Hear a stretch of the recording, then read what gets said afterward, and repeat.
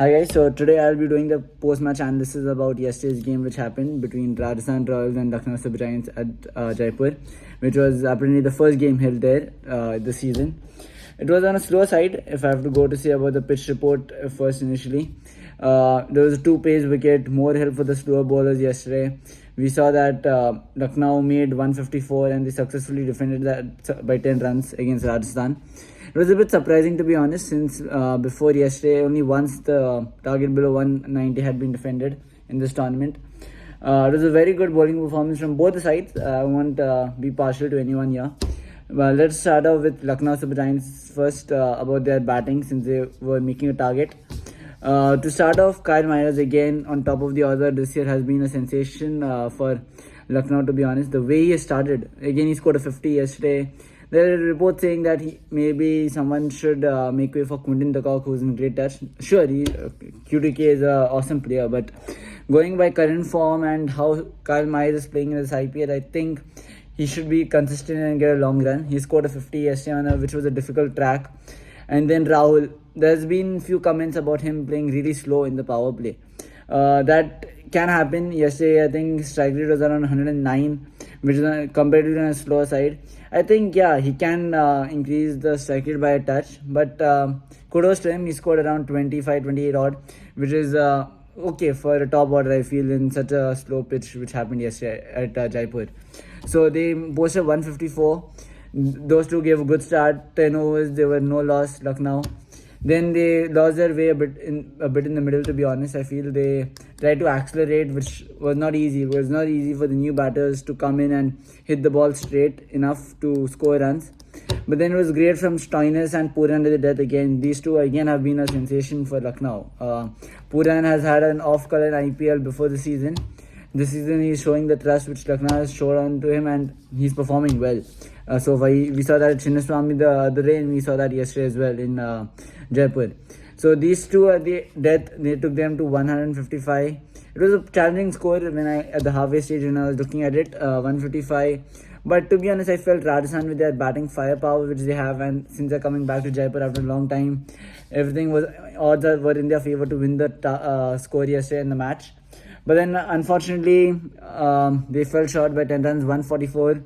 For Rajasthan Royals, their bowlers stood up were Ravichandran Ashwin and Trent Bolt, the spin and pace department respectively. Ashwin did a good job yesterday. Slow pitch, the ball was turning and gripping, and he did a really awesome job in the bowling department. So was Bolty up front. He got the wicket which really opened up in the middle overs for Rajasthan Royals. Lucknow batters, as I already spoke about, those were the top performers. Now let me go to Rajasthan's batting department. Rajasthan's batting department opened up was with Yashasvi Jaiswal and Josh Butler, as you have seen in this IPL. It was another successful opening partnership. They took it deep, 10, 11, 12 overs, but as soon as they took it deep, they understood the asking rate was increasing. So after some point of time, they couldn't play the normal tempo which they were going at initial pace. They had to try and increase their tempo, which unfortunately none of them succeeded. They fell a culprit too. And that's where I think the turning point started. They lost their way after that.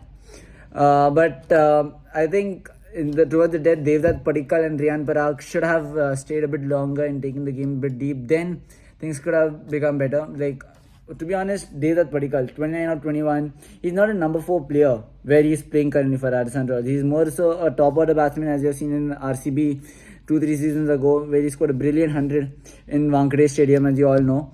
He's more of a top player. If you give him the opening slot, number 3 spot, he can actually prove why he's such a great player to you and your asset to the team. He's playing in number 4, not his usual position, but no excuses. Whatever the team requires, he has to do it. Unfortunately, he failed yesterday. He scored 29 or 21. It was a bit slow, but he tried to accelerate when the asking rate was around 10, 11, but not possible for him. RIYAN PARAG, a bit of a debate now, to be honest, about should his inclusion be there in the team or no. Like, he's not been performing for Rajasthan Royals consistently over this season and over the last few seasons as well. I think it's time for them to move on from RIYAN PARAG. I know we might talk about chances, but he has had enough of it, I feel. Yesterday was a chance to prove for the faith they have shown. Again, he couldn't do anything. He actually, during this, when he was batting, the shorter side for him was the leg side. and he was still rotating the side to Devdutt Padikkal, which didn't make sense at all. He should have tried. He should have had capability in his own abilities. Unfortunately, that was not the case yesterday, and he failed. I think it's high time Rajasthan Royals look for a replacement for RIYAN Parag at the middle order to finish the game. And I don't want to blame Hitmair. Hitmair, you can't always expect him to finish games for Rajasthan Royals. He has done it once. Okay, that was against Gujarat at Ahmedabad. But it's very hard to depend on one player all the time. So they have to find alternatives. They have to find some people to stand up in the middle order. More so like Padikkal, Ashwin, Dhruv Jorel is a new talent who's coming really well. Hitmair is there. And Parag. I feel Parag is the only one key there which they can change sooner rather than later, which might be better for the team. And I think for me, if I have to talk about one standout performance yesterday, it has to be about Naveen ul Haq. Naveen ul Haq from Afghanistan, he's a great player. I know he didn't get any wickets yesterday, but the way he bowled, his economy was great. Very good economy. Actually curtailed the runs for Lucknow, and that apparently helped them. You see, the 10 runs margin, it is not only due to the wickets, it also happens due to the economy rate, the way the bowlers are bowling, and he through the middle as well as the early on in the phases, the way he cut down the runs for Rajasthan were really exceptional from my perspective, and it's great to see Afghanistan talent doing so well. We have seen Ramla Gurbaz playing for Kolkata Knight Riders. He's been sensational at top of the order. Of course, last 2 games he has flopped, but that happens in such a big tournament. Then Rashid Khan, as you all know. Now we have seen Naveen ul Haq. We have seen Nabi last year as well. So it's great to see Afghanistan players coming up in the IPL, and it's good for them as well. The good exposure if you go to see when they go to the international circuit. So all in all, a good low-scoring thriller for a change yesterday in Sawai Mansingh Stadium in Jaipur, which apparently Lucknow triumphed by 10 runs, and it was a very good, I would say, a birthday gift to KL Rahul, who was celebrating his birthday a day before that. So it was great to see. Today we have a rare midweek doubleheader, Punjab Kings versus Royal Challengers Bangalore, and Delhi Capitals taking on the Kolkata Knight Riders. I'll be back tomorrow talking to you about basically what happens today in the game and about the pitch report analysis. Thank you guys.